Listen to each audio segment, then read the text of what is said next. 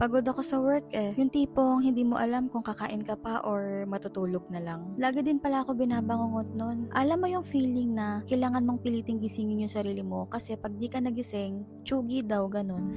Sobrang nakakatakot nga yung bangungot ko nun eh. Tapos araw-araw pa. Palaging may nakaupo sa paahan ko tapos yakap niya yung binti niya at nakayuko siya. Hindi ko nga alam kung sino yun. Kaya dati yung higaan ko, naglagay ako ng table sa bandang paahan. Kahit sa taas ng double deck ako nakapwesto. Kasi baka umalis siya ganun. Pero nandun pa din. Kung pwede lang na wag na lang matulog pero no choice eh.